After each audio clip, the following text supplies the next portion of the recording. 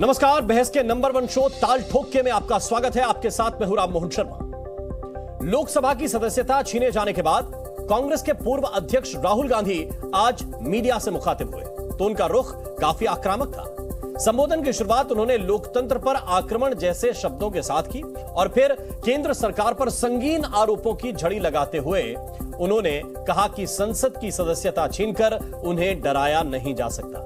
इसके बाद राहुल ने अडानी से रिश्ते को लेकर प्रधानमंत्री नरेंद्र मोदी पर आरोप लगाए और फिर प्रधानमंत्री मोदी पर अपने भाषण से डरने की बात भी कही। उन्होंने दावा किया कि सरकार की घबराहट से विपक्ष को ही फायदा होगा।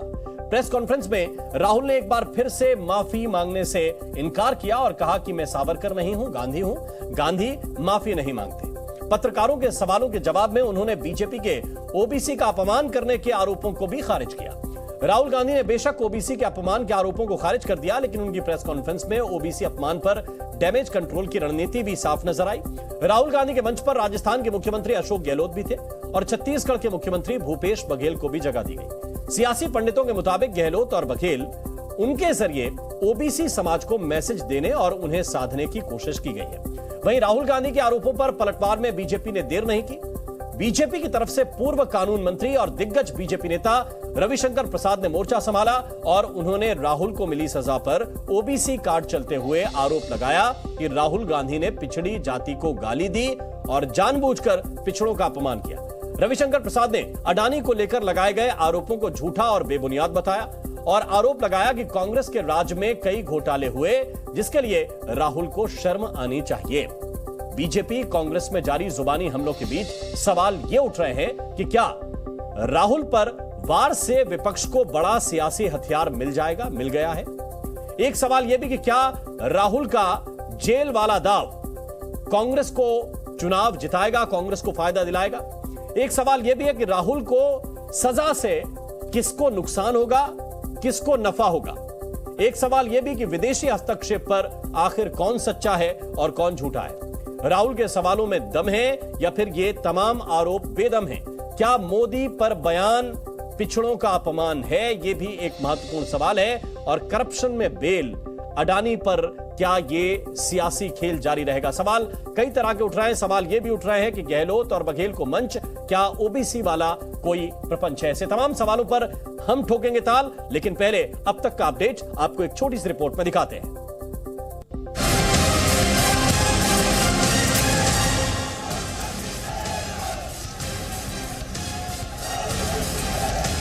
I've been disqualified because the Prime Minister is scared of my next speech. He's scared of the next speech that is going to come on Adani, right? I've seen it in his eyes.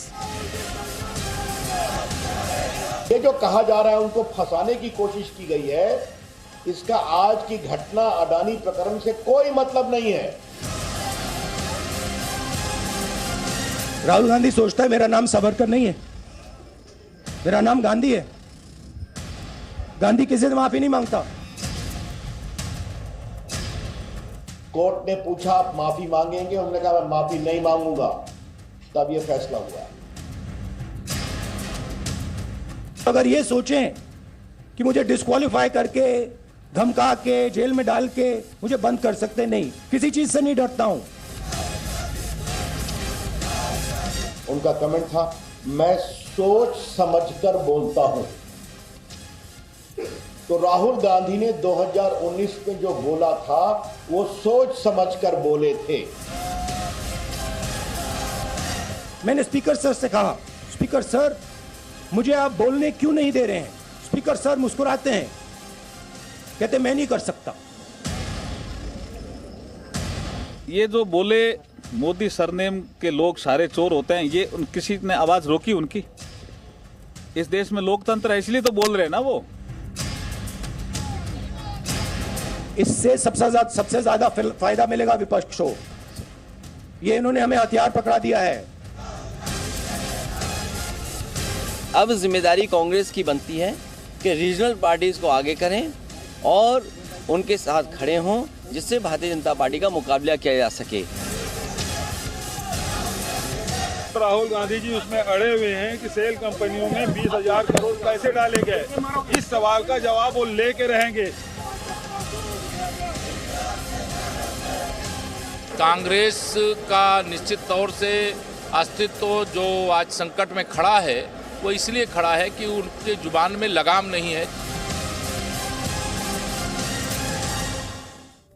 और इसी पर चर्चा करने के लिए कुछ खास मेहमान हैं। पहले उनका परिचय आपसे कराएं। जफर इस्लाम साहब इस वक्त हमारे साथ जुड़े हुए हैं, प्रवक्ता हैं भारतीय जनता पार्टी के। जफर साहब बहुत बहुत स्वागत। प्रोफेसर नवल किशोर हमारे साथ कुछ देर के बाद जुड़ेंगे, प्रवक्ता आरजेडी के। हमारे साथ इस वक्त सैफ अली नकवी जी हैं, प्रवक्ता हैं कांग्रेस पार्टी के। नकवी साहब आपका बहुत बहुत स्वागत। कपीश श्रीवास्तव हमारे साथ हैं, प्रवक्ता हैं समाजवादी पार्टी के। कपीश जी आपका भी बहुत स्वागत। AK वाजपेयी साहब इस वक्त हमारे साथ जुड़े हुए हैं, प्रवक्ता हैं LJP-R के। बहुत बहुत स्वागत वाजपेयी साहब आपका भी। और सबसे पहले मेरा सवाल सैफ अली नकवी साहब आपसे, और सवाल बहुत सीधा है। राहुल गांधी कह रहे हैं कि मेरी सदस्यता इसलिए चली गई, मेरी सदस्यता इसलिए मुझे डिस्क्वालीफाई कर दिया गया क्योंकि मैंने अडानी को लेकर सवाल पूछे। अडानी को लेकर मेरा भाषण होने वाला था, उससे सरकार डर गई। सवाल यही कि आपके अध्यक्ष भी सदन के सदस्य हैं, आपकी पार्टी के और भी सांसद हैं, वो लोग भी डरते हैं कि अडानी पे भाषण देने से।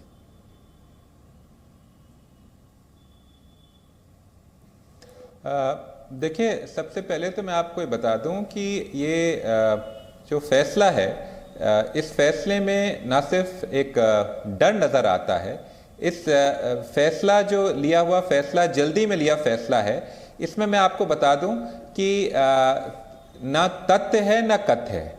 जो जिन हालातों में फैसला लिया गया और जिस तेज़ी के साथ में फैसला लिया गया है, ये सरकार की दशा और दिशा दोनों को दर्शाता है। हमारी पार्टी राहुल गांधी जी के साथ में, राहुल गांधी जी संसद में सत्य बोलने की सजा पा रहे हैं, और जैसे कि राहुल गांधी जी ने कहा है, ना वो माफी मांगेंगे, ना उनका नाम सावरकर नहीं, वो गांधी है, और गांधी हमेशा जीतता है और गांधी हमेशा जीतेगा। जी नहीं, बात आपकी ठीक है। मैंने तो सिर्फ इतना पूछा कि अकेले राहुल गांधी सत्य बोलते हैं क्या सदन में? आपके तो कई और सांसद हैं, अध्यक्ष भी आपके सदन के सदस्य हैं, उन लोगों की तो नहीं गई सदस्यता। देखिए, ना उन पर आपको ऐसा लगता है कि कोई अटैक है? मैं तो ये पूछ रहा हूं कि वो बात जो राहुल गांधी कहना चाहते हैं वो दूसरे सदस्य भी कह सकते हैं, क्यों उस पर घबराते हैं? नहीं, दूसरे सदस्य भी स्वतंत्र हैं, पर राहुल गांधी हमारे लीडर हैं, और लीडर की हैसियत से उन्हीं ने जो सवाल पूछे हैं उसका जवाब क्यों नहीं सरकार दे रही है? इसमें डरने की बात क्या है? उनके सवालों को एक्सपंज क्यों किया गया? क्या अडानी देश के लोकतंत्र पे इतना हावी हो गया है कि आज सरकार बजाय उन सवालों के जवाब देने के, बजाय जेपीसी बैठाने के, इस तरीके का फैसला ले रही है? और इतिहास गवाह है, जब कभी इंदिरा गांधी जी के साथ में भी ऐसा हुआ था तो कांग्रेस मजबूत हुई थी, कांग्रेस वापस आई थी। देश देख रहा है। देश जो है वो किसी भी पार्टी या किसी भी इंसान की कुंठित सोच से नहीं चलता है। ये भारत देश है, ये आरएसएस का देश नहीं है, ये सावरकर का देश नहीं है, ये गांधी का देश है। और ऐसे राहुल गांधी जी ने ये कहा है लोकतंत्र को बचाने के लिए, ऐसी कितनी ही कुर्सी, पोस्ट, पद कुर्बान है। ठीक है, हमारे साथ इस वक्त जफर इस्लाम साहब हैं। इस्लाम साहब, क्या ये जो प्रश्न उठाने की कोशिश कांग्रेस पार्टी कर रही है कि चूंकि अडानी से डर गई सरकार, अडानी ने सब पे कब्जा कर लिया है, बेसिकली ये माहौल बनाने की कोशिश हो रही है, और इसीलिए राहुल गांधी को यह सजा हुई है, और इसके बाद फिर डिस्क्वालिफिकेशन भी इसी सिलसिले में हुआ? आप क्या कहेंगे? देखिए, जो भी ये बात कहता हूं, और खासकर कांग्रेस के प्रवक्ता या कांग्रेस के लीडर या कांग्रेस के परिवार के लोग जब बोलते हैं कि अडानी के बारे में, तो मुझे उनको आईना दिखाने की जरूरत पड़ती है कि अडानी एक बिजनेसमैन है, और ऐसे कई बिजनेसमैन के साथ तो सदियों से उनका रिश्ता रहा है कांग्रेस पार्टी का। अंबानी भाजपा के दौर में नहीं बने, बिरला भाजपा के दौर पे नहीं बने, इतने बड़े बड़े जो बिजनेस हाउसेस हैं वो भाजपा के समय नहीं बने, ये सारे तो पहले से बने हुए हैं।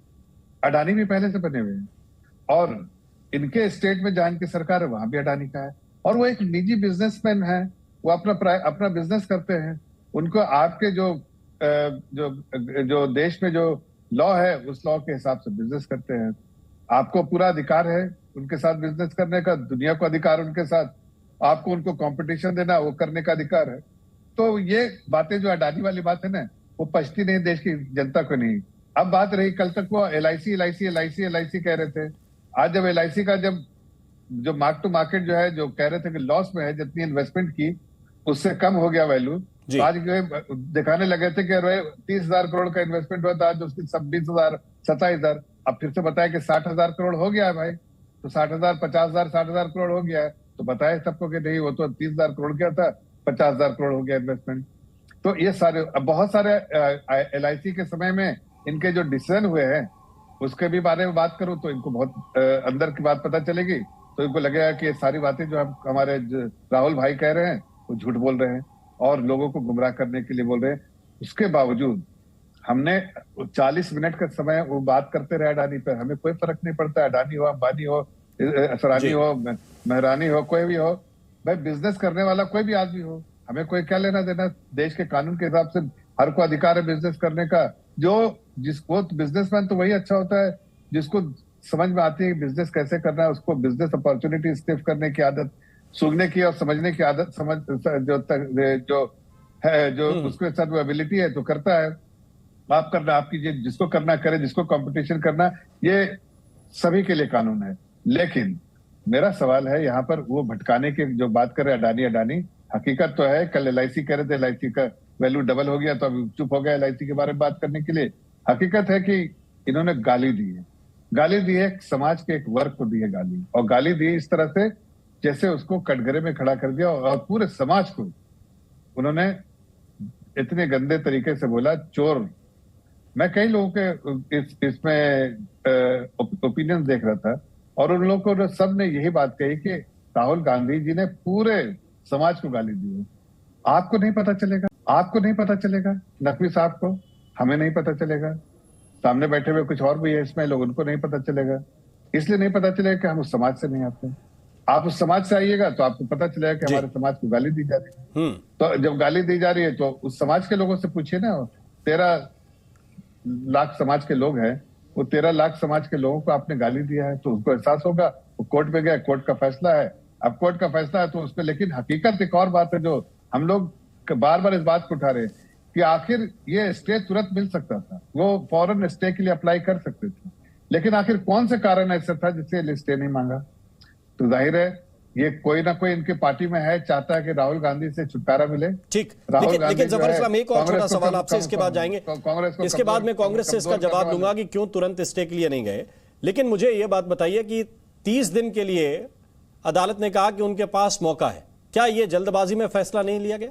विपक्ष के, आपके भी विपक्ष के एक सीनियर लीडर हैं राहुल गांधी, क्या जल्दबाजी में लोकसभा अध्यक्ष ने यह फैसला नहीं किया? कैसी बातें कर रहे हैं आप?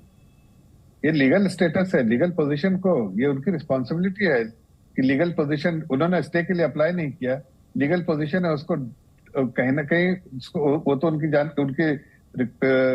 रिस्पॉन्सिबिलिटी है कि लीगल पोजीशन को दुनिया के सामने रख दें। ठीक, कल को अगर स्टे आता है तो वो उसको वापस कर लेंगे। जो प्रक्रिया है, जो कानूनी प्रक्रिया, उसको फॉलो करना है। नकवी साहब, तो बाकी मेहमानों के पास जाऊं, लेकिन ये सवाल जो पूछ रहे हैं जफर इस्लाम की, आप लोग स्टे के लिए क्यों नहीं गए? पवन खेड़ा का मामला आया, अब तुरंत 1 घंटे के अंदर सुप्रीम कोर्ट के अंदर वकील थे, राहुल गांधी को गंभीरता से कांग्रेस के अंदर ही नहीं लिया जा रहा क्या? देखिए, रामचंद्र कह गए सिया से ऐसा कलयुग आएगा, हंस चुगेगा दाना, कौवा मोती खाएगा। मुझे बड़ी खुशी हो रही है कि भाजपा और भाजपा के प्रवक्ताओं को इस वक्त हमारी पार्टी में की फिक्र ज़्यादा हो रही है। मेरा एक मानना है, देश को जिस तरीके से संवैधानिक तरीके से चलाने की जिम्मेदारी मोदी को जब दी गई थी, तो उनको याद करना चाहिए कि उनको कोई चीज़ पंडित अटल बिहारी वाजपेयी जी ने भी कही थी, राजधर्म का पालन करो।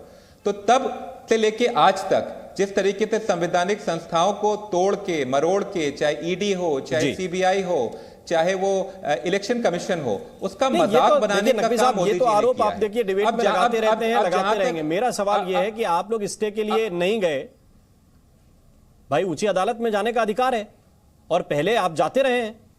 देखिए, वो हमारे पास में ऑप्शन बरकरार है जाने का, पर जिस तरीके से तेजी में और जल्दी में लिया फैसला है, ये सरकार की सोच को अपने आप दर्शाता है। राहुल गांधी के पास मैं कुछ और मेहमानों के पास जाऊंगा। एक बड़ी खबर इस वक्त मिल रही है, राहुल गांधी पर महाराष्ट्र के सीएम शिंदे का बयान आया और उन्होंने कहा कि राहुल गांधी ने एक बार फिर सावरकर का अपमान किया है। शिंदे ने कहा है कि राहुल की जितनी आलोचना हो उतनी कम है उन्होंने कहा सावरकर देश के आदर्श हैं। राहुल के बयान से उनकी मानसिकता का पता चलता है। ये महाराष्ट्र के मुख्यमंत्री का बयान आया है और ये भी कह रहे हैं एकनाथ शिंदे कि इस तरह के अगर वो बयान सावरकर को लेकर देते रहेंगे तो उनके लिए सड़क पर निकलना भी मुश्किल हो जाएगा। ये बयान महाराष्ट्र के सीएम एकनाथ शिंदे का इस वक्त आ रहा है। सावरकर को लेकर लगातार राहुल गांधी बयान देते रहे हैं। उन्होंने पहले भी ट्विटर पर लिखा था कि वे सावरकर नहीं हूं और आज भी जब उनसे माफी को लेकर सवाल पूछा गया तो उन्होंने फिर सीधी बात न कहते हुए यह कहा कि मैं सावरकर नहीं हूं,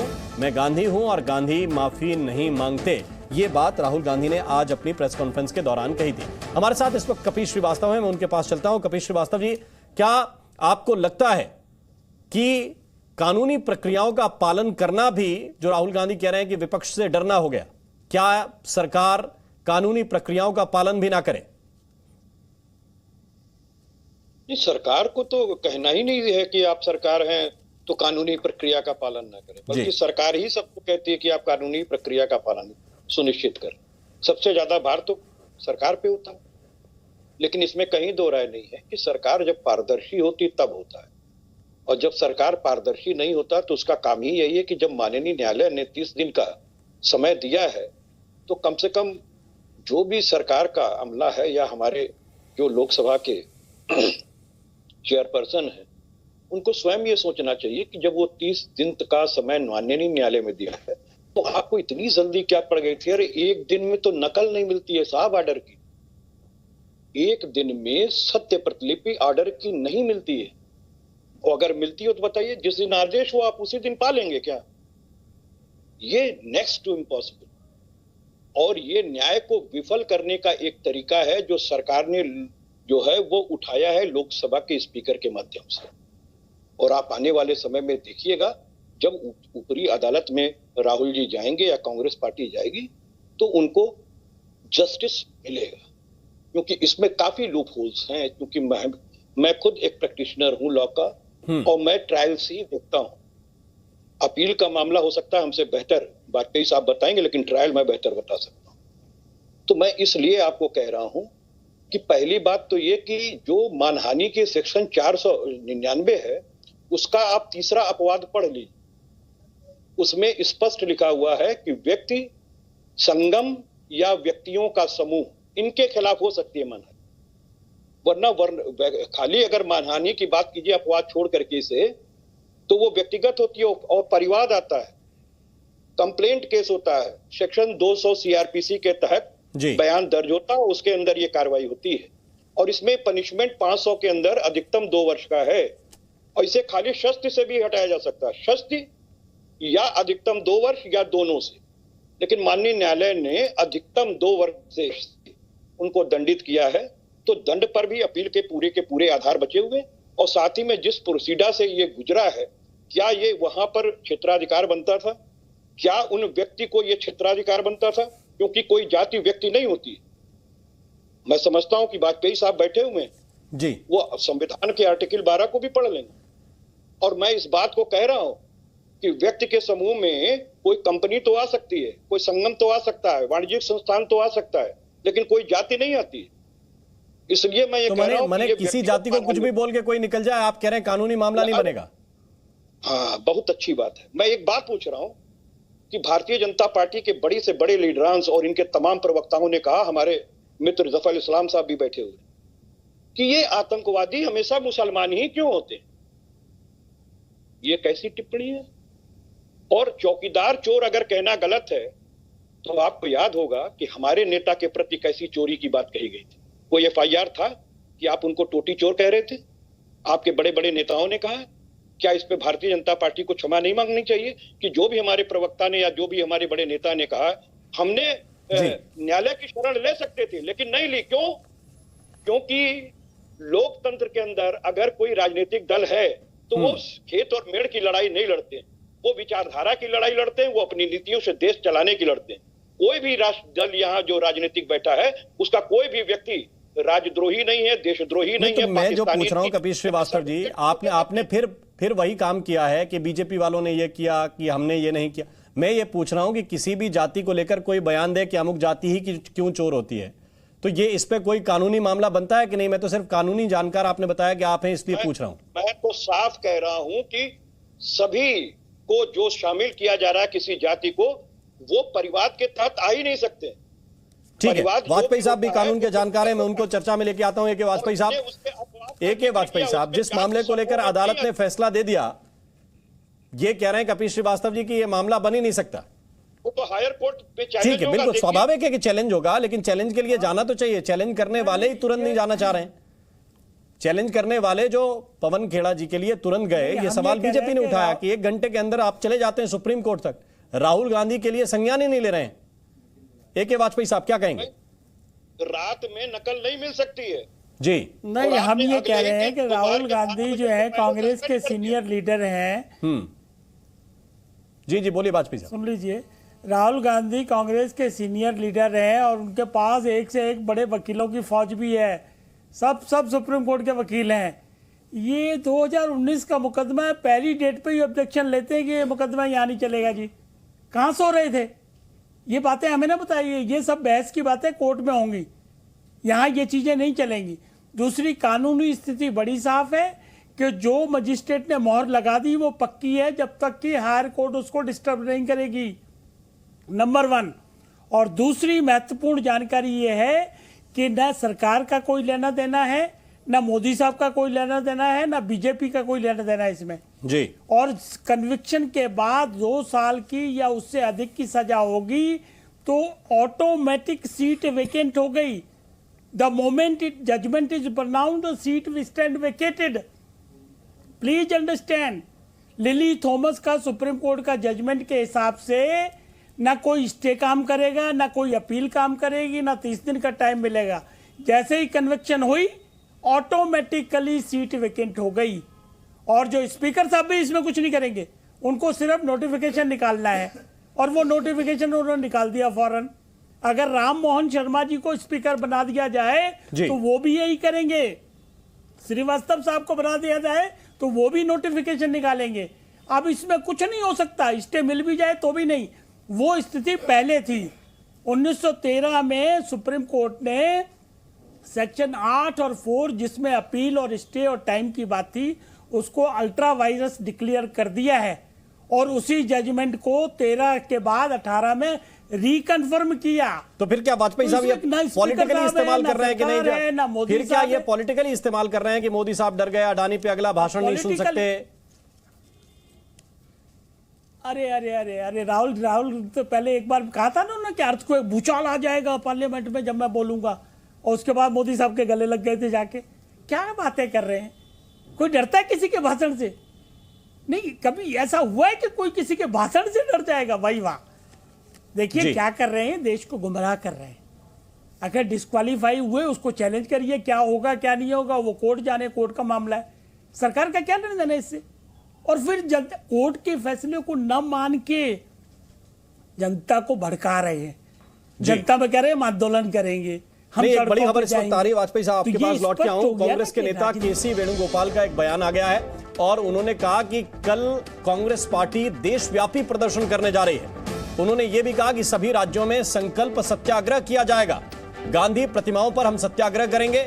सदस्यता मामले में कांग्रेस पार्टी आंदोलन करने जा रही है और ये आधिकारिक बयान कांग्रेस के नेता केसी वेणुगोपाल का आया। उन्होंने कहा कि कल कांग्रेस पार्टी देशव्यापी प्रदर्शन करेगी, सभी राज्यों में संकल्प सत्याग्रह किया जाएगा, गांधी प्रतिमाओं पर हम सत्याग्रह करेंगे, सदस्यता मामले में कांग्रेस पार्टी आंदोलन करेगी। और राहुल गांधी भी प्रेस कॉन्फ्रेंस के दौरान कह रहे थे कि अब जनता के बीच जाने का ही विकल्प बचा है, जनता के बीच हम जाएंगे। उन्होंने कहा स्वाभाविक तौर पर जनता ही लोकतंत्र में सबसे महत्वपूर्ण कड़ी है और वही आपको पद भी देती है और आपका कद भी बढ़ाती है। हमारे साथ इस वक्त प्रोफेसर नवल किशोर साहब हैं। नवल किशोर साहब, जब एक अध्यादेश आया और उसको फाड़ देना चाहिए, उसको हमारा ये सीधा कहना है कि अध्यादेश हटा देना चाहिए, राहुल गांधी का बयान था और वो सबने तस्वीरें देखी थी, जिसके बाद ये भी प्रश्न उठा कि आप अपनी कैबिनेट के, अपनी पार्टी की सरकार के फैसले को इस तरह से कैसे फाड़ सकते हैं, कैसे बदल सकते हैं?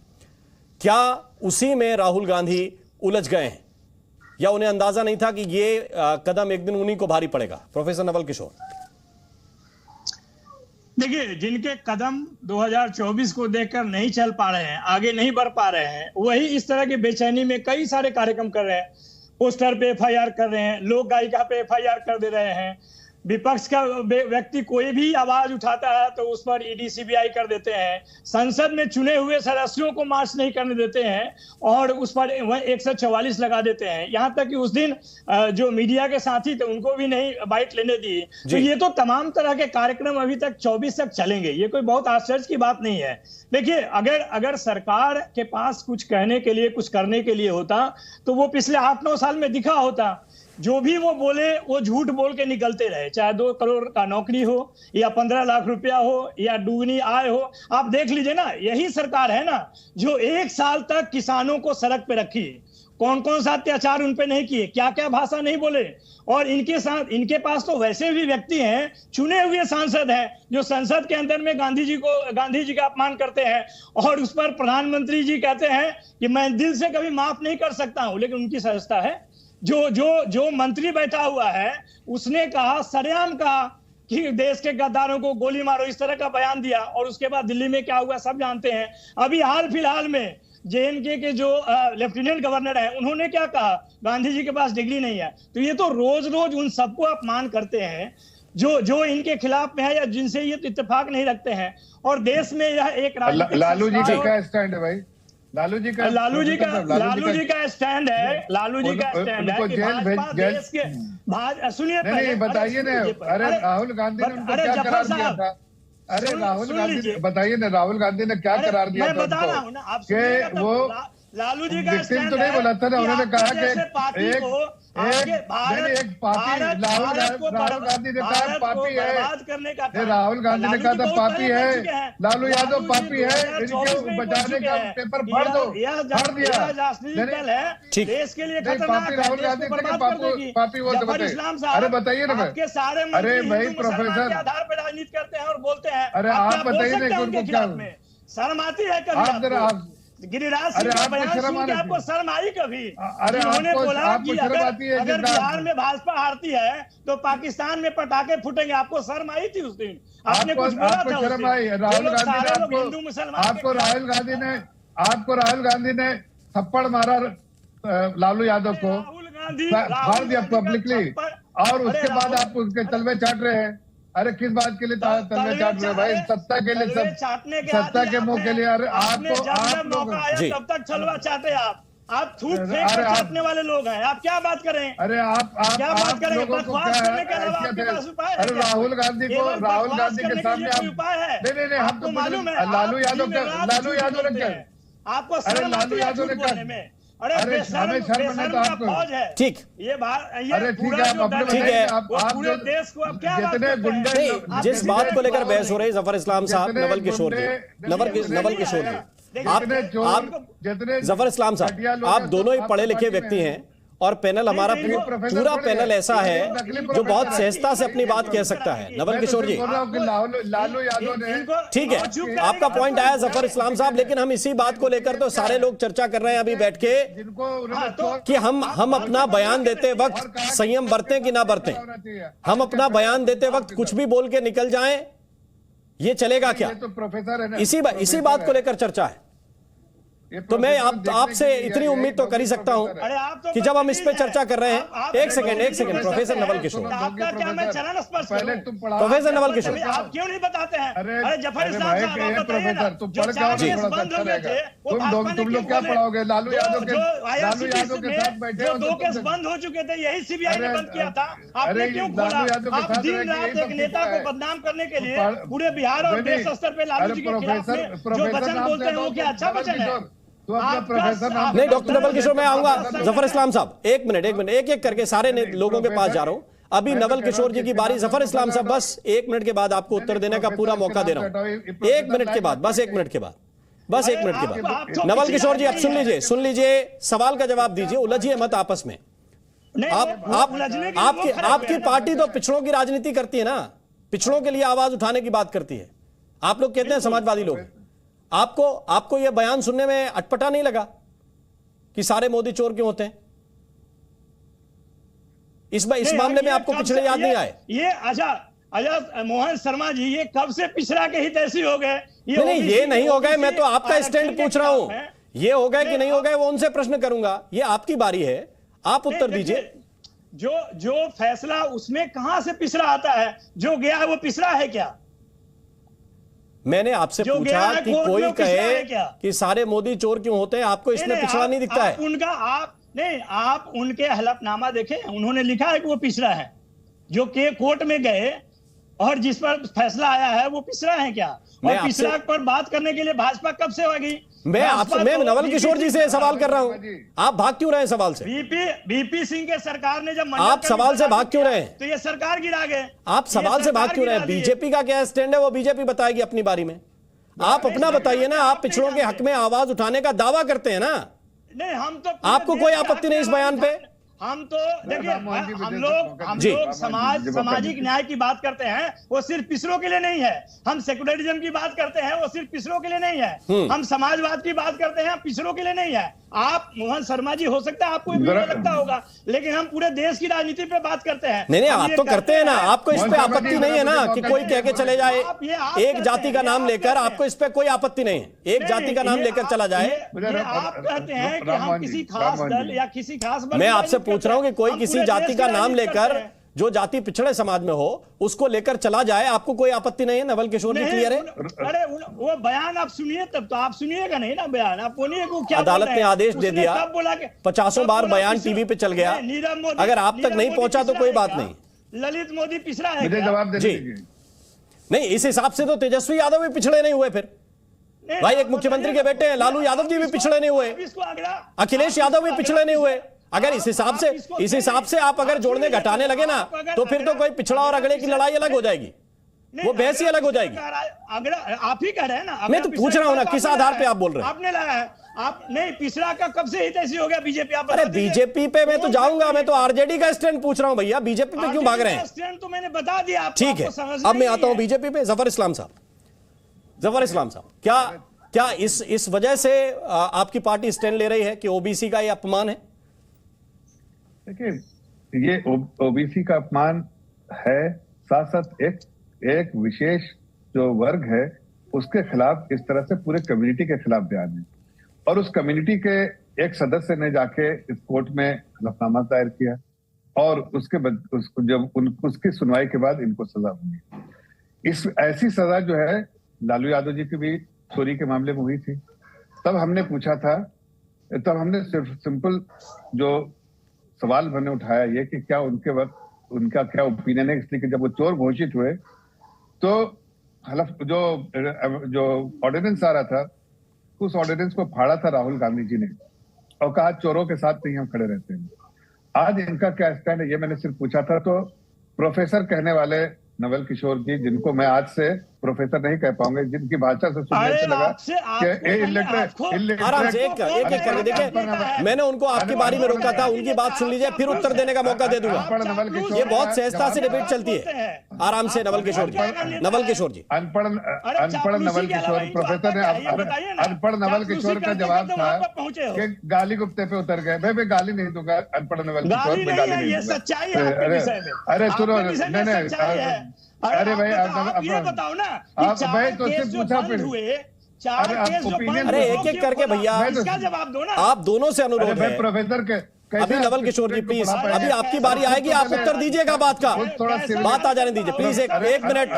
नवल किशोर जी आप एक दूसरे पर रिमार्क मत कीजिए, बस ये अनुरोध है। और सीखेगा नवल किशोर जी 1 मिनट रुकेंगे, वापस आपके पास आऊंगा। एक सवाल कैसे 1 मिनट के बाद आ जाऊंगा आपके पास, फिर सवाल पूछ लीजिएगा। पहले उनकी बात पूरी हो जाए, 1 मिनट के बाद आप सवाल पूछ लीजिए। सिर्फ कह रहा हूँ कि क्या राहुल गांधी उस वक्त जो उन्होंने कहा था चोर के साथ खड़े नहीं रहेंगे हम, मेरा कोई उनके साथ किसी तरह का रिश्ता नहीं रहेगा, और उन्होंने ऑर्डिनेंस फाड़ दिया था। आज लालू यादव जी की पार्टी और लालू यादव जी के लोग जो है, और लालू यादव जी का क्या स्टैंड है, जब उन्हें इसी सिचुएशन में राहुल गांधी ने आईना दिखाया था और कहा था चोरों के साथ नहीं खड़े रहेंगे। मैं इतना सवाल इसलिए कर रहा हूं कि देखिए, आज उन्होंने राहुल गांधी ने अपमान किया है एक कम्युनिटी का, सजा दिखाई है, इसमें कोई भारतीय जनता पार्टी का कोई लेना देना नहीं है। हमने कुछ कहीं जाके कहा नहीं है, ये कोर्ट का फैसला है, और कोर्ट के फैसले को सिर्फ सेक्रेटेरिएट ने जो है जो लीगल पोजीशन थी उसको पब्लिक कर दिया और उसके अलावा कुछ नहीं हमने कोई किया। स्टे ऑर्डर ये ले सकते थे, स्टे ऑर्डर लेने नहीं गए। लेकिन इनके जो मैं तो पूछना इसलिए चाह रहा था कि इनके जो लोग हैं जो चोर कहला रहे हैं, उनसे बार बार लालू यादव को चोर कहते हैं कि चोर है, पार्टी का उसने बहुत घोटाला किया है और घोटालेबाज के साथ है। आज उनके साथ खड़े रहेंगे कि नहीं खड़े रहेंगे, ये बताइए जरा। वो भी प्रोफेसर नवल किशोर जी, देखिए हम लोग प्रोफेसर नहीं, अनपढ़ नवल किशोर, आप नहीं आपसी रिमार्क, ठीक है आपसी रिमार्क नहीं, इसमें उलझिए मत नवल किशोर जी, इसमें उलझिए मत, पानी में डूब के मर जाएगा, इसमें उलझिए भी मत। प्रोफेसर बोल के ऐसा बात कर लोगों ने नहीं दिया है। प्रोफेसर तुम किसी की चापलूसी करके और नेता बन सकते हो, लेकिन मैंने जो अर्जित किया है, मैंने जो बकवास मत करो, बकवास करते हो तुम, तेरे जैसा नहीं है। शुद्ध बकवास, अरे भाई कुछ नहीं आता है, सिर्फ चापलूसी करते हो। ठीक है, मुझे किसी और पे जाना पड़ेगा, मैं ये अलाउ नहीं कर सकता हूँ, प्लीज सर, कोई जानता भी नहीं होगा, प्लीज सर। फिर कल के दिन एक और मुकदमा हो, मैं अपना काम करना चाहता हूं, उस गवाही में नहीं जाना चाहता हूं, प्लीज आप दोनों से अनुरोध है। फिर मुझे बुलाएं जज साहब कि आप बताइए कि किसकी गलती थी, आप क्यों ये अलाउ कर रहे थे। मैं नहीं कर सकता हूं, प्लीज आप दोनों लोगों से अनुरोध है। मैं वापस इस सवाल को लेकर नकवी साहब आपके पास आना चाहता हूं, कांग्रेस पार्टी के पास फिर से मैं जाना चाहता हूं, क्योंकि उन्हीं से जुड़ा हुआ यह मामला है।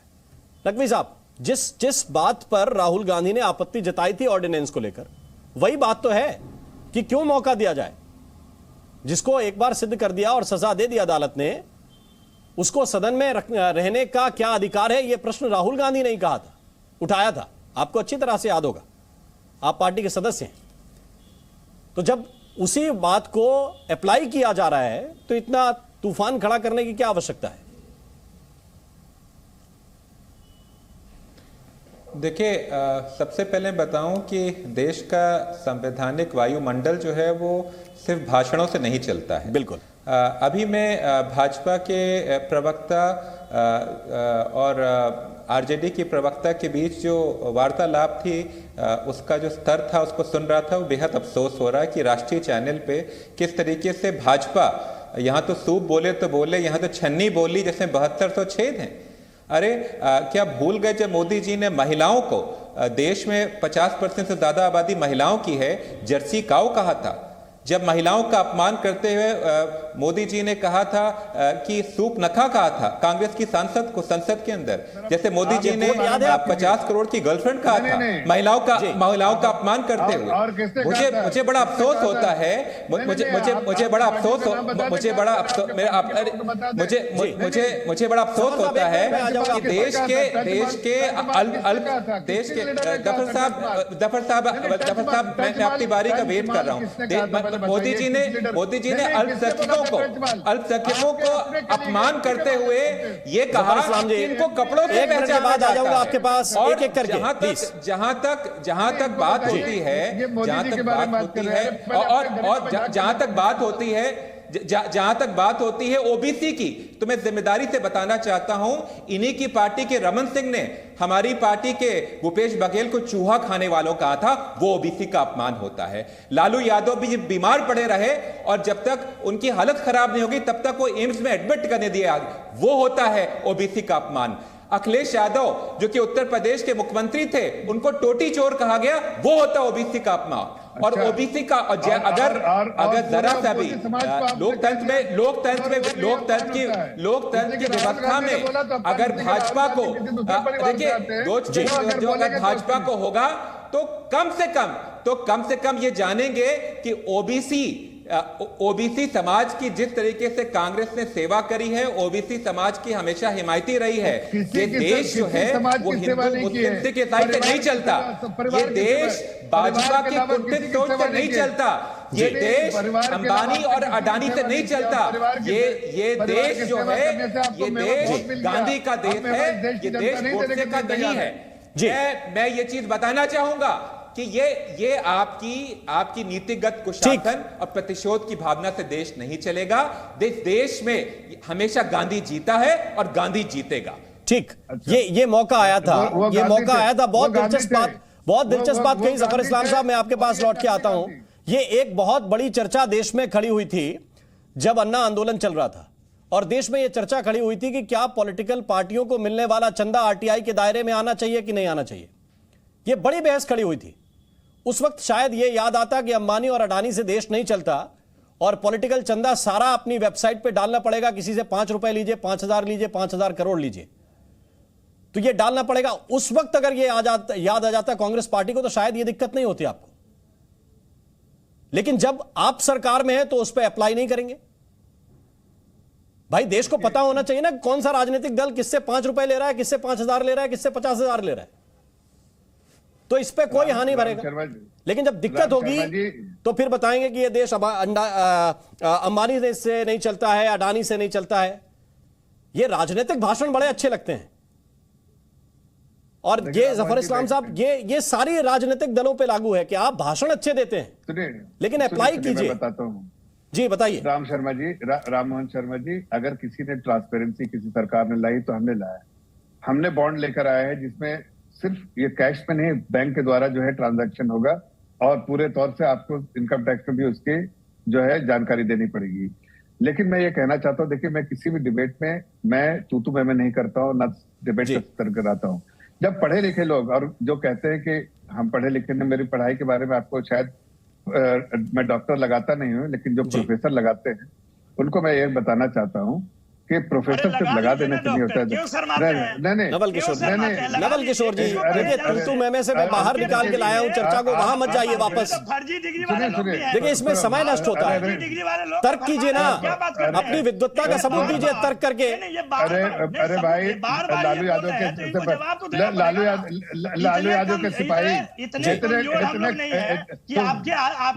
व्यक्ति से डर जाए, आप क्यों नहीं, आप डराने नहीं। अरे भाई डराने नहीं, अरे फर्जी, अरे भाई आपके यहाँ फर्जी डॉक्टर वाले भी हैं, आपके यहाँ तो फर्जी डिग्री वाला भी है, उनको तो अरे भाई डॉक्टर लगाओ ना लगाओ, लेकिन सभ्यता तो होनी चाहिए, सिविलिटी तो होनी चाहिए। ठीक है, आप तो कहते हो कि बहुत, आप क्यों डरते हो? सिविलिटी तो होनी चाहिए।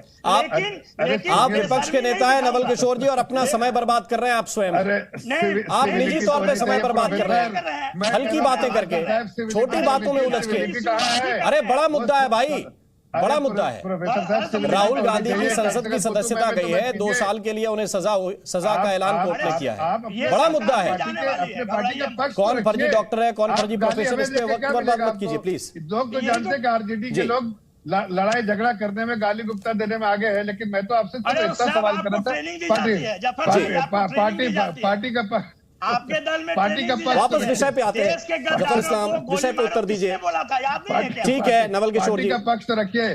क्या सोच रहे लालू यादव जी, बताइए तो सही, क्या सोच रहे तेजस्वी यादव, जिनके पिताजी को चोर कहा था, चोरों के साथ नहीं खड़ेंगे, चोरों के सरदार के साथ नहीं खड़ेंगे। बोल चुके हैं कि भाजपा देश के लिए खतरा है, पूरे विपक्ष को समाप्त करना चाहती है और पूरा बिहार को खत्म कर दिया। ठीक, आप दोनों के पास मैं वापस लौट के आऊंगा, एक एक करके मौका दूंगा। मैं वापस लौट के जा रहा हूं कपिल श्रीवास्तव जी के पास। कपिल श्रीवास्तव जी, बहुत जो AK वाजपेयी साहब ने कहा, आप चूंकि दोनों कोर्ट के मामलों को समझने वाले लोग हैं, उन्होंने कहा कि ये तो ऑटोमेटिक डिस्क्वालीफाई हो गए अदालत के आदेश के साथ ही, उसमें स्टे में आप जाएं, फिर अगली अदालत दे, फिर फैसला आए, उससे पहले तो वो प्रक्रिया निभानी पड़ेगी।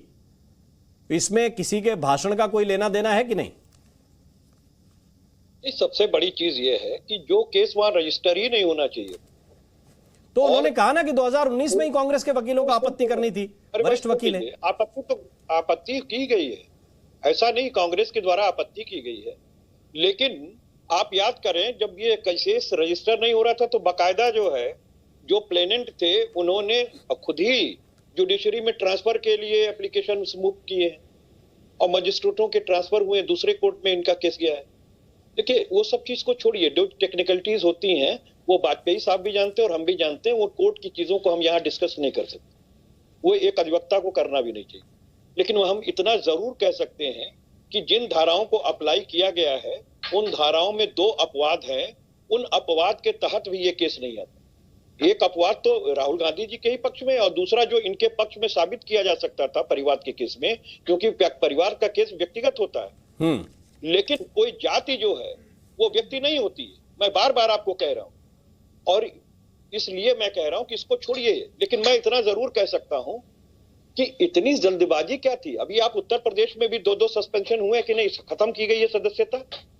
आप देखिए, एक में 15 से 18 दिन लगा दिया गया था, जिसमें भारतीय जनता पार्टी के विधायक, और दूसरा हमारा था तो उसमें भी 4-5 दिन 6 दिन मिला था।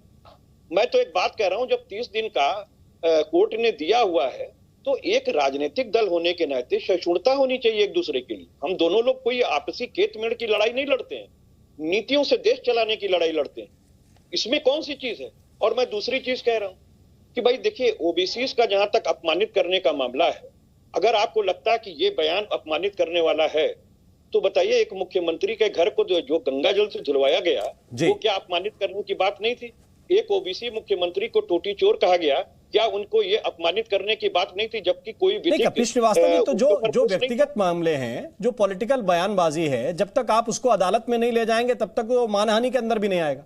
भाई कोई किसी को करप्ट कहे, कोई किसी को करप्ट कहे, मसलन मैं उदाहरण के लिए कह रहा हूं, आज राहुल गांधी ने कहा कि अडानी भ्रष्ट हैं। अगर अडानी इस मामले को नहीं लेके जाएंगे कोर्ट में तो केस बनेगा नहीं। अगर आप किसी मामले को ये बताते हुए अदालत को अपनी याचिका दाखिल करेंगे कि अपमान है, अदालत संज्ञान लेगी। नहीं, मैं दूसरी चीज कह रहा हूं जी। देखिए, पॉलिटिक्स के अंदर हम सारे राजनेता बैठे हैं और निश्चित तौर पे जब आदमी अटैक करता है तो कुछ भाषाई मर्यादाएं खो जाती। अभी आपने भी खोते हुए देखी। लेकिन हकीकत ये है कि कोई किसी का दुश्मन नहीं होता और ना कोई कोर्ट चला जाता। इसलिए कि अगर सहिष्णुता नहीं होगी तो फिर हम देश छोड़ करके छोटे मोटे मामलों में उलझे रहेंगे। हम और वाजपेयी साहब तो उलझे ही रहते हैं लोगों के मामले में, देखते हैं कि क्या होता है अदालत के अंदर। और अदालत भी चाहती है कि लिटिगेशन कम हो, उकसाया नहीं जाता लिटिगेशन को बढ़ावा देने की। इसका बाकायदा सुप्रीम कोर्ट भी सपोर्ट करती है, हाई कोर्ट, हमारी अधीनस्थ न्यायालय भी करती है। पूछ लीजिएगा, वाजपेयी साहब बैठे हुए। मैं तो सिर्फ एक बात ये कह रहा हूं कि जब खेत मेड़ की लड़ाई नहीं है, देश की लड़ाई है। देश के तो सभी सिपाही हैं ना, अपनी अपनी नीतियों से देश चलाना चाहते हैं। अगर अदानी साहब व्यापारी हैं, बहुत अच्छी बात है, व्यापार करें, पूरे प्रदेशों में करें, पूरे देश और विदेश में करें, इसमें कहां दो राय। लेकिन अगर उन पे कोई आरोप की बात आती है तो ओबीसी के ज्वाइंट पार्लियामेंट्री कमेटी पे बैठाने पे क्या इनको आपत्ति है। सेबी तक से कोई जांच नहीं हुई। अगर ये मामला आता है विश्व स्तर पर, ये पटल पे कपिल श्रीवास्तव जी, सुप्रीम कोर्ट ने बाकायदा एक्सपर्ट्स की कमेटी बनाई, 2 महीने के अंदर रिपोर्ट मंगाई। अरे भाई, सुप्रीम कोर्ट ने तो पेगासस मामले में भी बनाई थी जी। लेकिन उस कमेटी ने क्या कहा? उस कमेटी ने कहा कि हमको सरकार ने जो है उस पर सहायता नहीं दी। ये हम गलत कह रहे हैं तो कह दीजिए कि आप कपिल जी गलत कह रहे हैं। मैं आपको हकीकत कह रहा हूं, सरकार की बहुत कुछ रिस्पॉन्सिबिलिटी होती है। मैं ये कह रहा हूं नहीं, उस कमेटी ने तो ये भी कहा कि जो लोग लंबे लंबे आरोप लगा रहे थे उन्होंने फोन भी नहीं दिए। एक मिनट आदरणीय मित्र, मेरी बस नहीं पूरी बात बताइए ना। अगर हर बात के लिए, वही कह रहा हूं, अगर हर बात के लिए आप कहेंगे अदालत चले जाइए तो फिर हमारी अदालत तो गए हैं। अरे सुन तो लीजिए, 154 सीआरपीसी में कोई एफआईआर दर्ज होता है, उसके लिए जो आप शब्दावलियां प्रयोग कर रहे हैं, प्रथम दृष्टया अगर संज्ञेय मामला बनता है तो वो कलमबंद होता है। पुलिस उसकी पहले हल्की एक इन्वेस्टिगेशन करती है, उसके मामला दर्ज करती जी। अगर नहीं दर्ज होता तो अदालत 156(3) के अंतर्गत जाते ही है, और 156(3) में न्यायालय अगर समझती है प्रथम दृष्टया या संज्ञेय मामला बन रहा है तो उसको आदेशित भी करती है। वाजपेयी साहब से पूछ लीजिए। लेकिन इसका मतलब ये नहीं है कि हर मामले के लिए अब सरकार और हमारी पुलिस रजिस्टर नहीं करेगी, सीबीआई रजिस्टर नहीं करेगी, जो उसका दायित्व है, और आपको हर मामले के लिए अदालत जाना पड़ेगा। अदालत कोई सस्ती जगह है क्या? वाजपेयी साहब से पूछिएगा कि सुप्रीम कोर्ट में एक राममोहन जी का छोटा केस चला जाए तो कितनी फीसेज होती है जी। मैं इसलिए कह रहा हूं, इसीलिए लिटिगेशन से दूर रखने की बात सुप्रीम कोर्ट भी करती है। हमें बढ़ावा नहीं देना चाहिए, घटाना चाहिए, और इतनी कम से कम अपने राजनीतिक दलों के अंदर सहिष्णुता होनी चाहिए कि आज आपकी सरकार है, कल किसी और की होगी। प्रतिशोधात्मक कार्रवाई में एक बात जवाब में लगे रहेंगे। अदालत सस्ती जगह नहीं है, हर मामले में नहीं जाया जा सकता। जो आरोप लगे उन पे जेपीसी बन जानी चाहिए। और अगर ये सब नहीं हो रहा है तो इसका मतलब ये नहीं कि किसी सदस्य की सदस्यता इमीडिएटली आप लोग खत्म कर देंगे। थोड़ा सब्र रखना चाहिए। अरे सब्र की बात कहां से आ गई? क्या बातें हो रही हैं? हम तो मतलब कपिल जी कह रहे हैं, उनकी बात का उत्तर आप दीजिए। 2 लाइनें पढ़ लो सुप्रीम कोर्ट की। I said out. नहीं, कपिल जी ठीक कह रहे होंगे, अपने हिसाब से समझ जितनी है उतनी बात करेंगे। हम तो ये जजमेंट पढ़ रहे हैं, इसमें लिखा है वर्ड ऑटोमेटिकली फॉल वेकेंट। ये सबके लिए, हमारे लिए थोड़ी है कोई। और यही रिकन्फर्म हो गई। देखिए राहुल गांधी क्या कर रहे हैं, वो कह रहे हैं हम कोर्ट नहीं मानेंगे ना, बिल्कुल नहीं मानेंगे अगर फैसला हमारे हक में नहीं आएगा। पवन खेड़ा का फैसला आएगा तो हम मानेंगे, हाँ कोर्ट बहुत बढ़िया है, और डिस्क्वालिफिकेशन का आएगा तो कहेंगे हम नहीं कर रहे, हम सड़क पर जाएंगे। अदालतें महंगी हैं, हम अदालत में लड़ाई नहीं लड़ेंगे, हम जनता के बीच में लड़ाई लड़ेंगे, ऐसे होगा। मतलब एक तरफ संविधान की दुहाई देंगे, एक तरफ संविधान को मानेंगे नहीं। क्या चाह रहे हैं? किस तरफ देश को ले जाना चाह रहे हैं? क्यों देश की जनता को गुमराह कर रहे हैं? तानाशाह वर्ड यूज कर रहे हैं। कल हमें बड़ा गुस्सा आया इस बात पे। हमने कहा भाई 303 एमपी जिसके पार्लियामेंट में है, आप उसे तानाशाह कह दोगे? ये फ्रीडम ऑफ स्पीच का मिसयूज नहीं है तो और क्या बताइए मुझे। पूरे ओबीसी समाज को चोर कह दिया इन्होंने। देखिए अब आएगा मजा, राजनीति कर लो आप आके। राहुल गांधी जी आइए राजनीति करिए, अपोजिशन की पार्टियां आइए राजनीति करिए। ओबीसी समाज को चोर कहा जाएगा और आप उसके साथ खड़े हो जाएंगे राहुल गांधी के। आइए करिए मैदान में। देखिए मेरा सिर्फ ये कहना है कि सही को सही कहिए, गलत को गलत कहिए, और अगर राजनीति करनी है तो कहिए हाँ हम राजनीति करेंगे, मुद्दा चाहिए हमको, मुद्दे की तलाश में है। इन्होंने चौकीदार चोर तक का रॉफिल्स में कुछ नहीं निकला, सिर्फ खाली पीली आरोप। एक मुद्दा बनाने की कोशिश की गई लेकिन वो टाइम फिस होके निकल गया क्योंकि सच्चाई नहीं थी। अगर सच्चाई नहीं, अगर अडानी पे इनके पास कुछ है तो क्यों नहीं देती हैं? आज राहुल गांधी ने प्रेस कॉन्फ्रेंस में क्या कहा है कि 20,000 करोड़ रुपए का हिसाब दीजिए। अरे भाई साहब पहले आप तो बताइए कौन सा 20,000 करोड़ रुपया कौन सी कंपनी का गया, किसकी कंपनी में गया, कहां से आया? और मान लो थोड़ी देर को अगर गया भी है तो मोदी जी का क्या लेना, सरकार का क्या लेना? प्रेस कॉन्फ्रेंस में कह रहे हैं कि मोदी जी की दोस्ती क्यों है। ये क्या मुद्दा है ये कि मोदी जी उसके जहाज में क्यों बैठे? ये क्या मुद्दा है? दुनिया का सबसे 3rd नंबर का रिचेस्ट आदमी, इंडिया का नंबर 1 इंडस्ट्रियलिस्ट काम अगर देश में करेगा तो हम उससे बात भी नहीं कर पाएंगे। क्या दिखा रहे हो? कहां क्या स्टैंड है आपका? इसीलिए 2014 में मोदी जी आए, 19 में आए और यही हाल रहा तो 24 में आएंगे जी। जनता महसूस कर रही है। ठीक है। गरीब आदमी को जब 6,000 रुपए साल का जाता है तो किस्तों में वो मोदी जी के गुणगान करता है। जो भूखे पेट 80 करोड़ लोगों को जब खाना मिलता है ना, बाकायदा 5 करोड़ चावल, 5 किलो गेहूं, तो वो मोदी जी का रोज माला जपता है। आपके पास क्या इलाज है? अच्छा आप कहते हो हम 72,000 देंगे साल का, वो मानता ही नहीं, कह रहे तो झूठ बोल रहे हैं। जो हमको दे रहा है वो हमारा देवता है। पहले विषय पे आते हैं। लड़ोगे? ठीक, सही विजन चाहिए। ये कह रहे हैं वाजपेयी साहब कह रहे हैं कि देखिए देश के अगर इंडस्ट्रियलिस्ट हैं तो उनके साथ तमाम राजनेताओं के पहले भी संबंध रहे, उनसे बातचीत रही है और अभी भी हैं, उसमें क्या गलत बात है। लेकिन इसके साथ साथ यह सवाल है कि आप अगर बार बार एक बात को फोकस करके कह रहे हैं तो कुछ तो होमवर्क करके आपको भी देश की जनता के सामने कम से कम प्रेजेंट करना पड़ेगा कि यह 20,000 करोड़ का डेटा कहां से आया। देखिए वाजपेयी जी ने जो जिस तरीके का अभी दिग्गज स्वप्न 2024 को लेके बोला है, मैं समझता हूं कि वो अघोषित भाजपा के प्रवक्ता होने का काम कर रहे हैं। मैं एक चीज ये जिम्मेदारी से पूछना चाहता हूं भारतीय राष्ट्रीय कांग्रेस के प्रवक्ता होने के नाते कि अगर इतने ही दूध के धुले हैं मोदी, और ये आपको बता दूं हिंदी भाषा में मोदी का पर्यायवाची देश नहीं है और देश का पर्यायवाची मोदी नहीं है। भाजपा मतलब कानून नहीं है, कानून मतलब भाजपा नहीं है। अगर देश की प्रमुख विपक्षी पार्टी भारतीय राष्ट्रीय कांग्रेस जिम्मेदारी से कहना चाहती है कि अगर आप धूप के धुले हैं तो जेपीसी गठित क्यों नहीं कर रहे हैं, डर किस बात का? ये हमारी भारतीय राष्ट्रीय कांग्रेस थी जो आरटीआई का कानून लेके आई थी। ये भारतीय राष्ट्रीय कांग्रेस थी जो भ्रष्टाचारियों के खिलाफ में अनेक कानून लेके आए थे पारदर्शिता के बारे में। अब जफर इस्लाम साहब बात कर रहे थे पारदर्शिता की, तो प्राइम मिनिस्टर फंड जो कोरोना में हजारों करोड़ रुपए जिसमें आए वो पारदर्शिता के दायरे में क्यों नहीं आता है? ये अघोषित इमरजेंसी जो भाजपा और उनके मित्रगणों ने जो लगाई है, और ये कहा जा रहा है कि मोदी जो है एक जाति है और जाति एक व्यक्ति है। अरे देश का संविधान तो वाजपेयी जी पढ़ के आइए, आप राष्ट्रीय चैनल में बात कर रहे हैं। आप जिम्मेदारी से इस बात को आप परे नहीं हो सकते। आपको विपक्ष अगर आपसे सवाल पूछ रहा है तो जवाब देना आपका राजधर्म है। अरे अटल बिहारी वाजपेयी ने कहा था राजधर्म का पालन करिए। आप क्यों और आपके सहयोगी दल भाजपा आज राजधर्म का पालन क्यों नहीं कर रही है? और लोकतंत्र में जिस तरीके से, मैं आखिर में आपके 30 सेकंड और लूंगा, जिस तरीके से संसद को जो है वो चुनी हुई पार्टी ने और सरकार ने ना चलने का जो बीड़ा उठाया है, ऐसा कभी हुआ नहीं है कि चुनी हुई सरकार जो है वो बजाय माफी मांगने के संसद को नहीं चलने का उन्हीं ने काम किया, जो कि शर्म करने की बात है। ठीक है, उत्तर दीजिए। देखिए, उनकी बात सुनने से ऐसा लगा कभी लंदन कभी टोक्यो, कहां से कहां जा रहे हैं अपने वक्तव्य में समझ में नहीं आ रहा है। लेकिन जो बातें कही उन्होंने उसका जवाब दे देते हैं।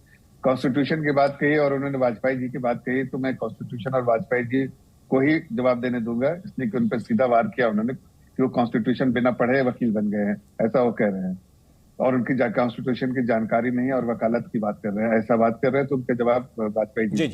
लेकिन जहां तक बात है इसकी कि उन्होंने कहा कि राहुल गांधी जी को बोलने की इजाजत नहीं। भाई 40 मिनट सदन के पटल पे किसने बोला?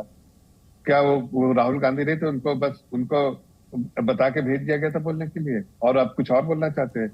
आपने जितनी समझ में आई, जितनी जानकारी राहुल गांधी की जानकारी के बारे में जितनी जानकारी है, उन्होंने अपनी बात रखी और पटल पे उन्होंने बहुत कुछ बोला। लेकिन किसने रोका उनको? बताइए, किसने रोका? किसी ने नहीं रोका। जब भी अधिकार है उनको, जब भी अगर फिफ्थ मेंबर बच जाएंगे फिर बोलेंगे। लेकिन झूठ बोलने के लिए पटल नहीं है ना। पटल जो है सदन का पटल झूठ बोलने के लिए, झूठ और लोगों को गुमराह करने का नहीं। आपने ये कोई आपका प्रेस कॉन्फ्रेंस नहीं हो रहा है या पार्टी का कार्यालय नहीं है, ये देश का संसद है और संसद के पटल पे आप बात कर रहे हैं, तो आपको उसकी मर्यादा रखनी पड़ेगी। आप वो मर्यादा ही भूल जाते हैं। आप कुछ आंकड़े बोलते हैं जिसकी समझ आपको खुद नहीं है। बदरा पूछो 20,000 आंकड़े कहाँ से आए बताइएगा जरा। आप प्रवक्ता है, बताइए कहाँ से उन्होंने, राहुल गांधी ने 20,000 का आंकड़े के बारे में बात किया, जरा बताइए। आप बताइए, आपके LIC आपके जो हर प्रवक्ता के मुंह पे LIC रहता है, अभी स्टिल क्यों LIC से लिया? क्यों भाई ऐसा नहीं बात कर रहे? इसलिए कि जानकारी कम है और ज्यादा बोलने की कोशिश करते हैं। आज आप बता रहे हैं कि ठीक जफर साहब, हमारे पास आज चर्चा में समय इतना ही है। बहुत बहुत शुक्रिया आप सभी मेहमानों का, बहुत बहुत धन्यवाद। आप अपनी बात रख रहे हैं, बाकी मेहमानों ने भी बात रखी, लेकिन बड़ी बात यह है कि जो भी आप बोलें उस बात को सोच समझकर तो कम से कम आपको बोलना पड़ेगा। अदालतें हैं, अदालतें अपना निर्णय करती हैं, और अगर आपको अदालतों की प्रक्रिया में भी शामिल नहीं होना है, अदालतों को ठीक ढंग से जवाब भी नहीं देना है, अपना स्टैंड भी नहीं रखना है, सही समय से आपको स्टे के लिए भी नहीं जाना है, तो फिर कम से कम उसके लिए आप लोकतंत्र को तो कम से कम कटघरे में खड़ा नहीं ही कर सकते।